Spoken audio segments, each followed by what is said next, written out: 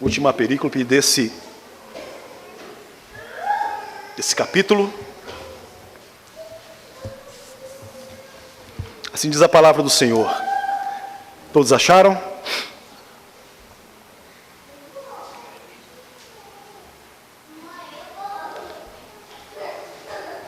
Amada igreja do Senhor, assim diz a palavra.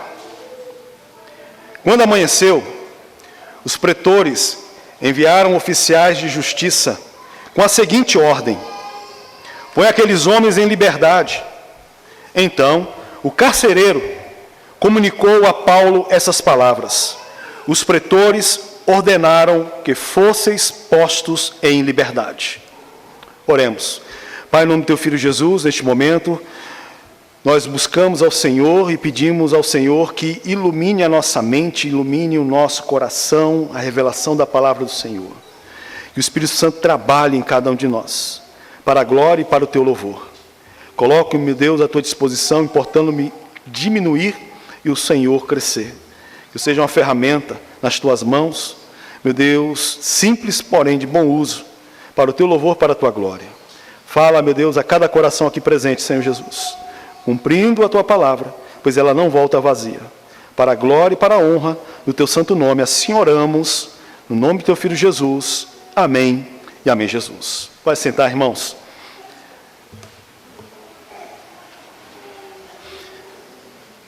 Se nós lembrarmos, o Evangelho, ele chega, ele alcança a Europa, quando o Espírito Santo impede Paulo, Silas, Timóteo, e até Lucas, de ir em direção à Ásia Menor, pregar o Evangelho na Ásia Menor, mas é impedidos pelo Espírito Santo, mudando a rota para a Macedônia. A cidade de Filipos seria o início da Europa, que nós conhecemos como Europa. E antes de entrarmos nesse contexto, o que nós devemos entender e nós devemos aplicar e trazer à nossa mente hoje é saber que eu acredito que todos nós, quando olhamos para o mundo, olhamos para todas as demais coisas, a gente vê que existe muita injustiça. Não é verdade, irmãos? A injustiça, parece que ela vence. Parece que pessoas injustas, pessoas erradas, pessoas que estão caminhando em situações, caminhando com uma vida totalmente aversa à palavra de Deus, uma vida promíscua, uma vida de mentiras, parece que nada acontece. A injustiça, ela está vencendo. Nós vemos isso nas autoridades, nós vemos isso em vidas. Autoridades, elas falham, determinadas autoridades que deveriam nos proteger, acabam nos perseguindo, distorcem leis para favorecer aqueles que são mais poderosos. É ou não é verdade? A injustiça prevalece quando nós olhamos para o mundo. Muitas vezes o erro, e muitas vezes esse erro, ele é encoberto, ele, é mascarado, todo erro, todo pecado, injustiças. No texto de Atos dos Apóstolos, do 16, Atos dos Apóstolos 16, do 35 ao 40, nos leva exatamente a esse mesmo cenário. Nós vamos estar lendo, dando continuidade. Por quê? Porque Paulo e Silas, eles foram presos de forma injusta. Paulo e Silas, eles foram torturados. Paulo e Silas, eles foram trancados no cárcere interior. Tudo isso havia um propósito. Ou havia um objetivo, e ainda há um objetivo e um propósito. Mas o que vimos no culto passado, nós vimos um homem e toda uma casa sendo regenerada, todo um homem se convertendo, carcereiro. Amém? Filipos, é o início da Europa. O Evangelho, ele começa a chegar em terras europeias, Deus já demonstrou a sua graça, até então, que nós vimos, primeiramente, na conversão de Lídia. Nós vimos a libertação de uma mulher que era escrava, mas também ele manifestou a sua graça, nós vimos no culto passado, como eu acabei de falar, na conversão de um homem, o carcereiro.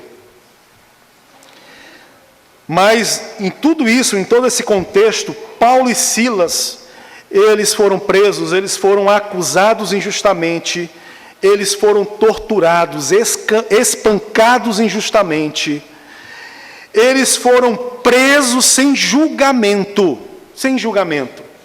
uma total injustiça,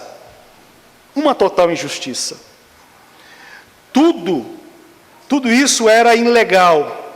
Por quê? Nós vamos ver no decorrer da leitura, que tanto Paulo quanto Silas, eles eram romanos, cidadãos romanos, tinham cidadania romana.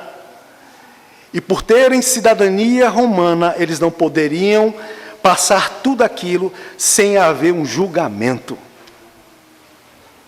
Uma total injustiça das autoridades. E o que acontece? Após a prisão, essa prisão injusta, o que está em jogo não é apenas a liberdade de Paulo e Silas, mas o testemunho público do Evangelho e a preservação da igreja, uma igreja que estava nascendo ali em Filipe, uma igreja que estava iniciando ali na cidade de Filipe, a primeira igreja europeia, a primeira, irmãos. Versículo 35. Quando amanheceu, os pretores enviaram oficiais de justiça com a seguinte ordem: põe aqueles homens em liberdade. O que nós devemos ver aqui é o quê? A tentativa humana de encobrir a injustiça. Eles foram torturados, eles foram chicoteados, eles foram presos, colocados no último cárcere, o cárcere mais profundo, mesmo sem saber que eram cidadãos romanos, ainda não se sabia, mas era algo injusto, porque aquilo ao qual eles foram acusados, eles não fizeram. Houve uma total injustiça. O magistrado ordena o quê? A libertação silenciosa. Ele envia oficiais de justiça até a prisão, para quê? Põe aqueles homens soltos. O que a gente deve atentar que, quando eles foram presos, toda a cidade, ou todos estavam vendo, foi algo público. E agora, por perceberem o que eles fizeram, por perceberem a injustiça que cometeram, para encobrir essa injustiça, eles enviam, assim, oficiais de justiça, de forma silenciosa, sem que ninguém saiba. Libera eles. Não houve diante de Paulo, não houve diante de Silas, não houve diante da comunidade um reconhecimento, e agora a gente começa a linkar isso com a fé reformada. Não houve um reconhecimento do erro, não houve estavam negligenciando a confissão de um erro cometido. Estavam tentando o quê? Fazendo o quê? Encobertando. Não estavam buscando ter uma reparação pública, porque o que eles sofreram foram publicamente. E se foi publicamente, a reparação ela deve ser pública. Não é verdade, irmãos? Aqui vemos o coração humano caído.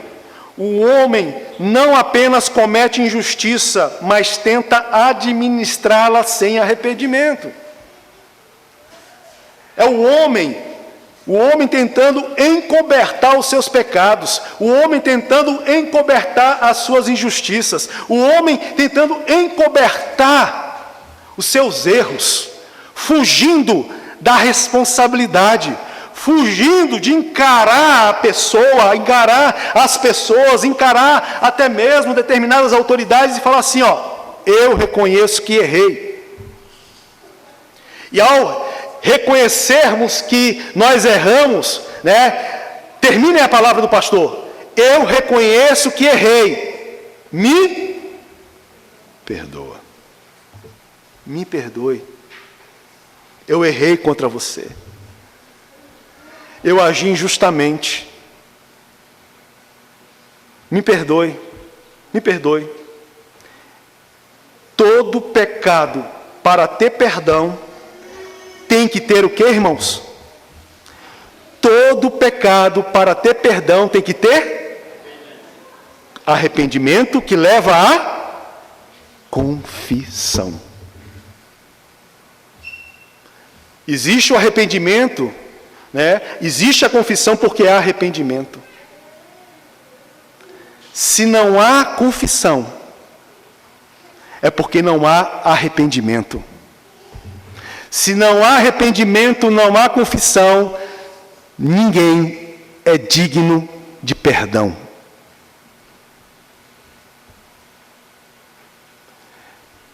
Deus perdoa a todos? Deus perdoa a todos, irmãos? Não. Deus só perdoa quem se arrepende e pede perdão. Cristo na cruz. Pai, perdoa-os, pois eles não sabem o que fazem. Cristo não declarou, eu vos perdoo, porque vocês não sabem o que fazem. Não. Ele deixou para o Pai. Se o teu irmão, que cometeu uma falta contra ti, vier a ti e te pedir perdão, perdoa. Isso implica dizer que, se ele não veio, não pediu perdão, biblicamente, o perdão cristão não é devedor. O cristão não é devedor desse perdão. Tem que haver arrependimento e confissão. Porque senão, se agimos de forma contrária, irmãos, isso é muito sério, é muito grave. Nós estamos nos colocando no lugar melhor do que Deus.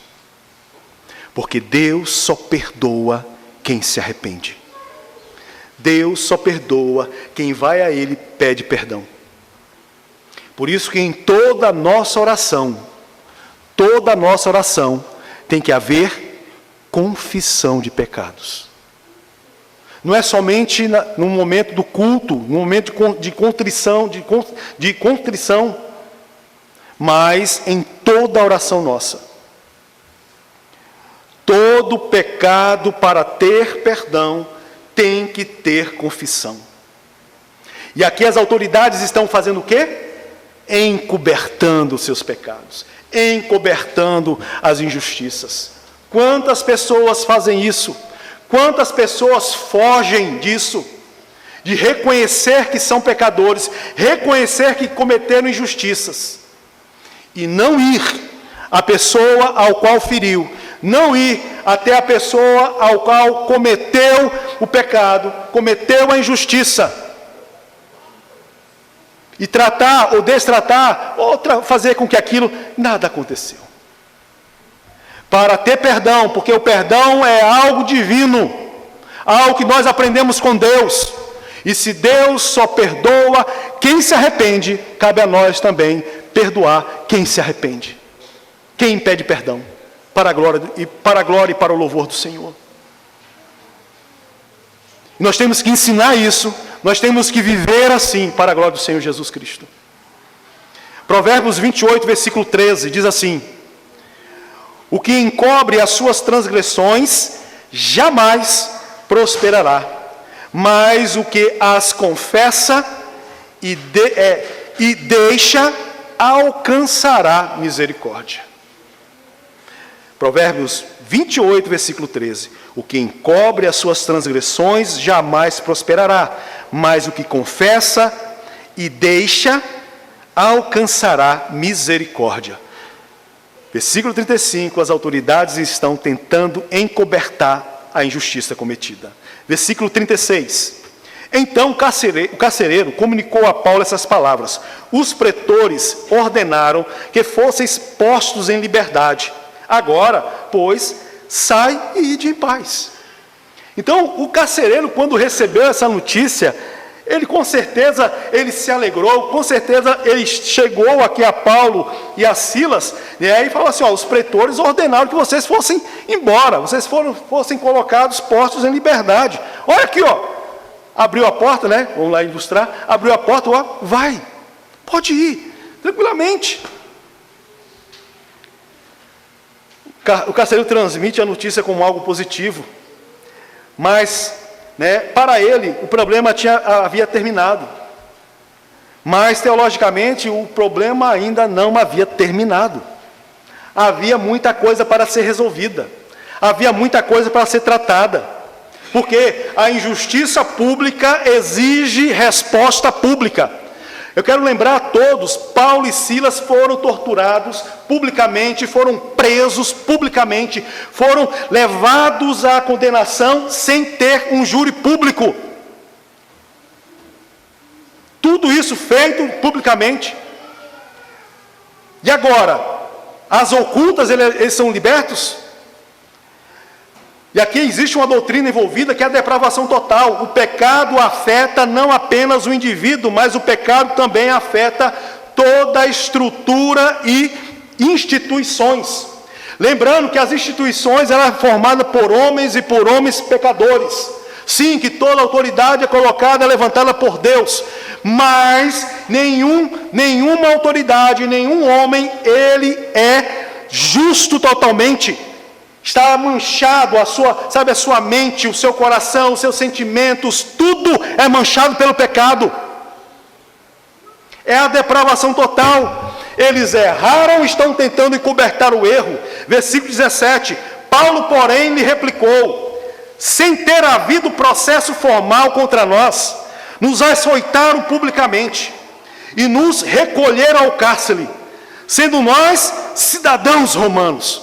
Agora entra o clímax aqui da pregação, o clímax dessa perícope. Por quê? Foram levados ao cárcere publicamente de forma injusta.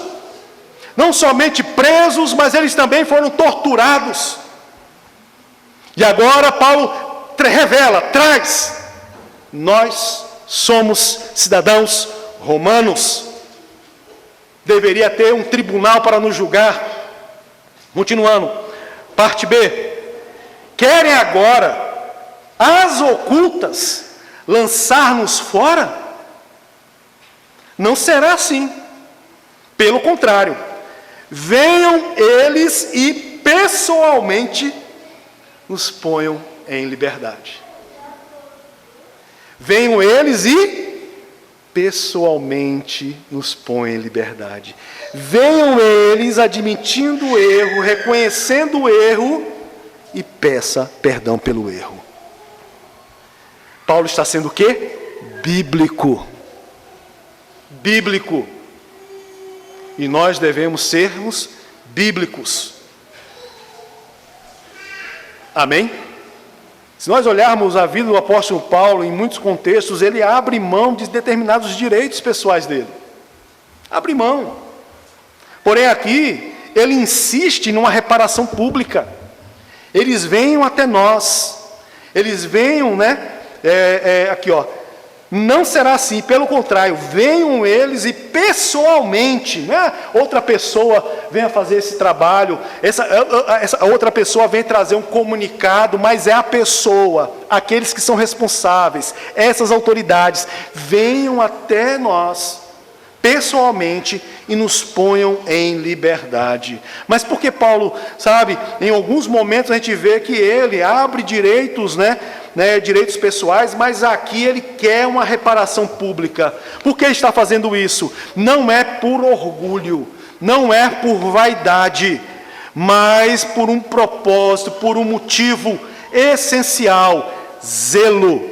Zelo por quem? Pelas suas vidas? Não. Zelo pela igreja, zelo pelo testemunho do Evangelho.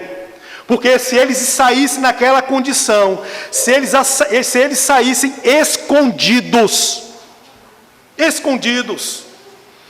sabe, não fosse algo público, a gente tem que lembrar que estava iniciando, havia sido plantado uma igreja de Cristo, a primeira igreja ali na Europa. E se tudo isso fosse feito às ocultas, irmãos, a igreja de Filipe permaneceria marcada como criminosa. Sabe aquela igreja lá? Ou melhor, sabe aquele lugar onde aquelas pessoas se reúnem, naquela casa, ali naquele lugar? Não passa de um bando de criminosos. Porque quem veio aqui e plantou aquela igreja são criminosos. Vocês viram, né? Que eles trouxeram um alvoroço aqui social, eles foram presos, eles foram torturados. Não passam de criminosos, não passavam de criminosos. Por isso que Paulo, tem que haver uma retratação pública. Tem que haver uma retratação pública. Os novos convertidos sofreriam ainda mais a perseguição. O evangelho já era perseguido, o evangelho é perseguido. Mas imagina se não houvesse uma retratação pública. As pessoas que se converteriam, a perseguição seria mais acentuada. A igreja dos criminosos, ou melhor, a reunião dos criminosos, dos perturbadores. Você vai participar disso? Você vai viver com esse povo? O evangelho parecia uma ameaça ilegal. Algo que é tratado às ocultas. Algo que é, sabe, algo que começou às ocultas, também houve uma condenação pública para aquilo, mas eles saem de forma oculta, então vai continuar como? Algo oculto, algo que aparece uma ameaça ilegal, é algo que é errado, algo que sabe, que não vem de Deus. Por isso que uma igreja, prestem bem atenção, uma igreja de Cristo, ela não esconde nada. Uma igreja verdadeira, ela não faz nada às ocultas. Ela não faz determinados retiros, tudo oculto. Ela não pode falar para ninguém. A palavra que é pregada, ela é pública. Sim, a palavra que é pregada no púlpito tem que ser pública. Tem que ser anunciada na internet. Existem redes sociais para isso. E não somente mostrar fotos, a gente tira foto, mas a gente mostra a palavra também. Por quê? Porque o principal da igreja não está sendo apresentado para o mundo. Porque sorrisos, irmãos, o mundo também sorri. Porque brincadeiras, irmãos, o mundo também brinca. Diversão, o mundo também se diverte. Mas o mundo tem algo que a igreja não tem, que é a palavra de Deus. E ela tem que ser anunciada. Tem que ser anunciada ao mundo. Mas, infelizmente, muitos, por causa dos seus interesses próprios, ocultam isso e mascaram com inverdades. Inverdades. A igreja verdadeira, ela anuncia o evangelho publicamente. E não existe esse negócio. Isso é só as ocultas, tá? Isso é porque os outros não vão entender. E realmente o mundo não vai entender a nós. Não vai entender a palavra de Deus.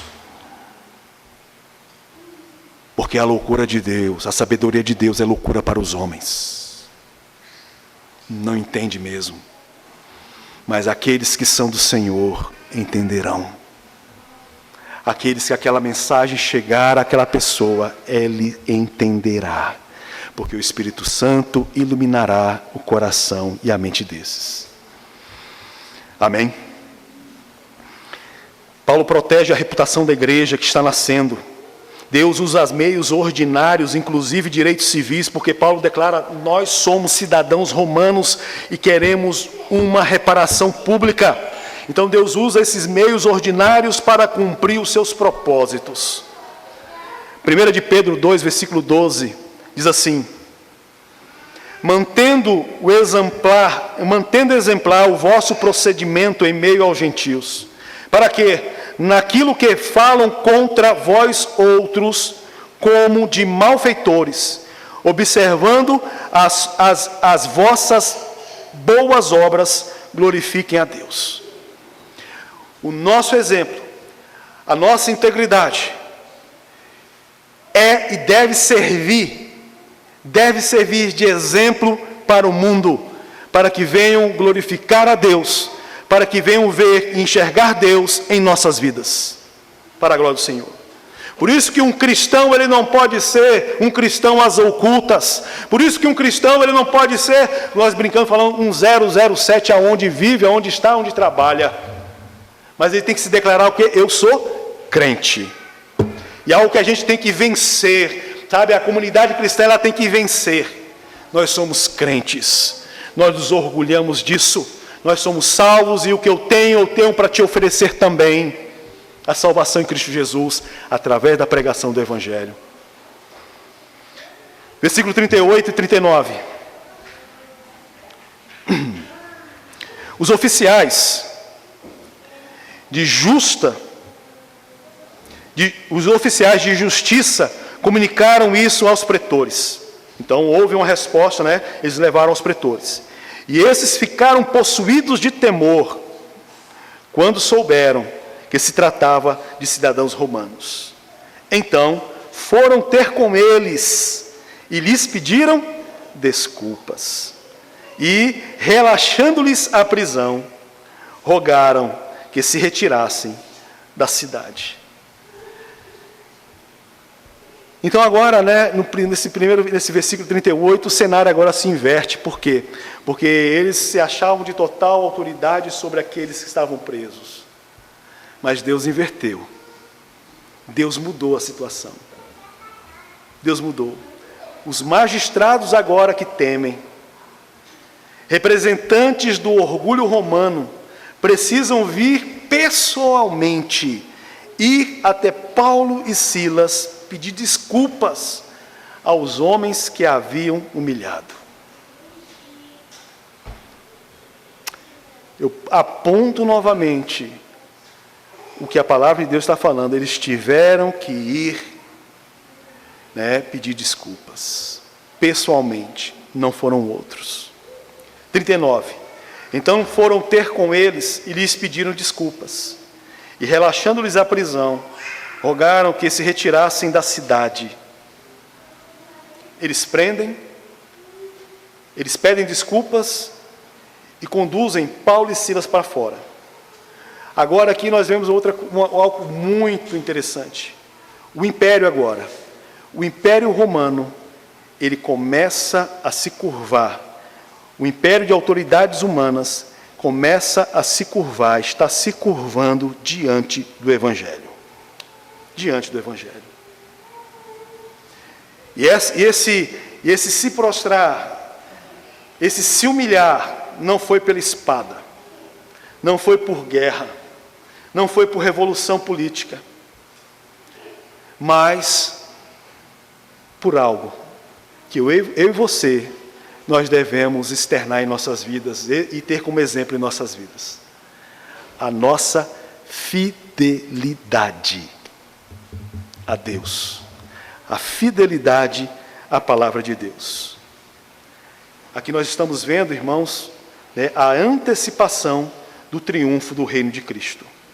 Lucas 1, versículo 52 diz assim: Ele depõe do trono os poderosos e exalta os humilhados. Amém? Versículo 39, né? 39, nós já vimos. 40. Tendo-se retirado do cárcere, dirigiram-se para a casa de Lídia, e vendo os irmãos, os confortaram, então partiram.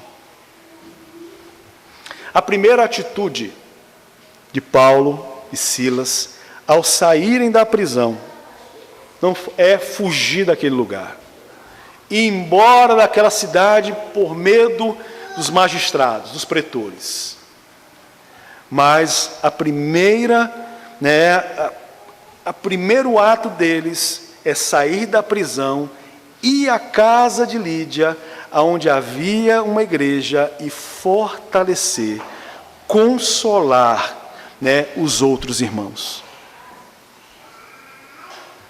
O sofrimento não destruiu a missão, mas o que? Aprimorou a missão. Por quê? A igreja em Filipe nasceu em meio a orações. A igreja de Filipe nasceu em meio ao sofrimento. A igreja de Filipe nasceu em meio a louvores. A igreja de Filipe nasceu em meio à perseguição. E se tornou uma das igrejas mais fiéis, como bem sabemos, do Novo Testamento. É um exemplo para nós, irmãos. Muitas vezes nós passamos o exemplo de Paulo, passamos por muitos momentos tortuosos, difíceis, mas nada disso deve ser motivo para não pregarmos o Evangelho. Nada disso deve ser motivo para não encorajarmos os nossos irmãos. Nada disso deve ser motivo para confortar os nossos irmãos, repreender os nossos irmãos. A primeira coisa que Paulo faz, Silas também junto, é ir à casa de Lídia, aonde havia iniciado uma igreja, e ali, irmãos, confortar, consolar os nossos irmãos em Cristo, os irmãos em Cristo. Amém? E essa igreja que nasceu dessa forma, em todo esse contexto, nós vamos ver que é citada por Paulo uma das igrejas mais pobres que existe, porém, uma das igrejas mais gratas ao Senhor, generosas ao Senhor, em nome do Senhor Jesus. Em Atos 14, versículo 22, olhando para essa condição, esse ato de Paulo, aqui está falando assim, confirmando o ânimo dos discípulos, exortando a permanecer firmes na fé, e mostrando que, através de muitas tribulações, nos importa entrar no reino de Deus. Não é fácil. Se alguém te disse que ser um crente, ser um cristão, entrar no reino de Deus é algo muito fácil, essa pessoa está muito enganada, essa pessoa estava muito enganada. Porque sofremos e sofreremos aflições pelo nome do Senhor Jesus. Sofreremos. Amém, irmãos? O Senhor Jesus falou que no mundo nós teríamos aflições.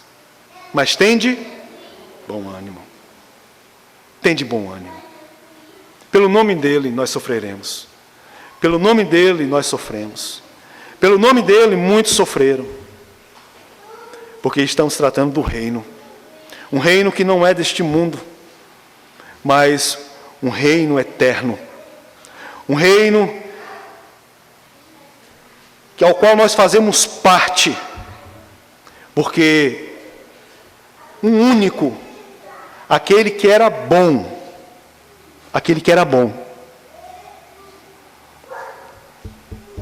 ele sofreu por nós.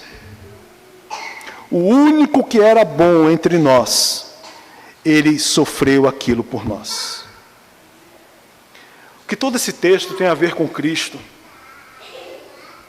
Assim como Paulo que foi injustamente condenado, humilhado publicamente, foi torturado publicamente, preso ao cárcere. Cristo, o nosso Senhor, também da mesma forma. Cristo foi injustiçado e condenado. Cristo, ele foi publicamente humilhado.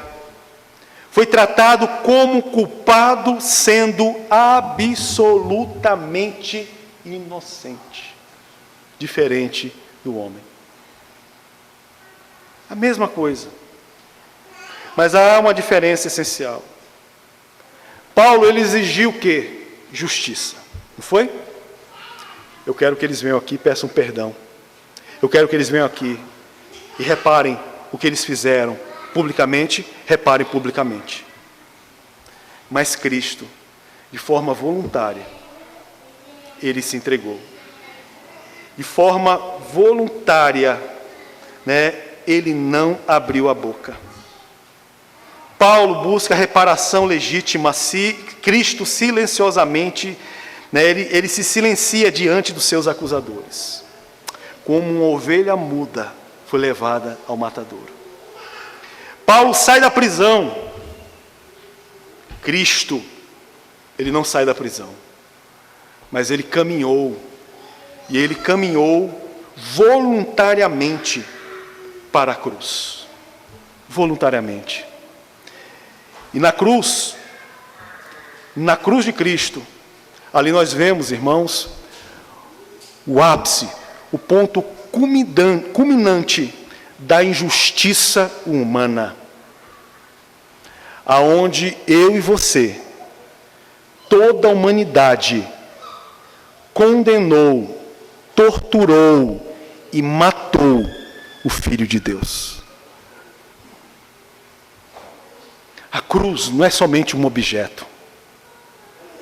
A cruz não é somente algo que, sabe, deixamos de lado ou está lá enfeitando alguma coisa. Não. A cruz é o ápice da injustiça humana, aonde pecadores matam aquele que não tinha pecado. E na cruz se manifestou a justiça de Deus por nós. É o ápice da injustiça humana e o ápice da justiça de Deus pelos seus, para a glória dele, para o louvor e honra do seu santo nome. Homens condenam o justo na cruz, e Deus, através dessa condenação, salva a pecadores. E aqui nós entramos numa doutrina, e é a doutrina da justificação pela fé. E ela na cruz, ela está brilhando, irmãos. Lá na cruz ela está brilhando. Cristo recebe a condenação que era nossa. Cristo, ele toma o cálice da ira de Deus em nosso lugar, para que nós hoje recebamos, ou para que o homem regenerado, chamado por Deus, venha receber a justiça por meio dele. Não é a justiça pelos nossos atos, não é a justiça pela nossa vida, mas é a justiça por ele. Segundo aos Coríntios 5, versículo 1, diz assim: aquele que não conheceu o pecado, ele o faz pecado por nós, para que nele fôssemos feitos justiça de Deus. Ele, somente ele. O Evangelho não fala da gente. O Evangelho não fala sobre os 7 passos, os 3 passos para alcançar alguma coisa. O Evangelho não está falando do nosso bem-estar. O Evangelho, ele fala do início ao fim de Cristo, o nosso Senhor, o nosso Salvador. Aquele que se fez pecado. Ele que não conheceu nenhum pecado, para que nós fôssemos, eu e você, e nós não temos e não tínhamos nada a oferecer a ele, nós fôssemos feitos justiça de Deus. A gente tem que se humilhar, Jesus, irmãos. A gente tem que chorar. A gente tem que ser mais crente. A gente tem que descer dos nossos pedestrais, das nossas plataformas humanas, dos nossos achismos, e humilharmos diante do Senhor. Tenha fé. Tenha fé. Creia em Deus. Amém? Vamos colocar de pé, em nome de Jesus Cristo.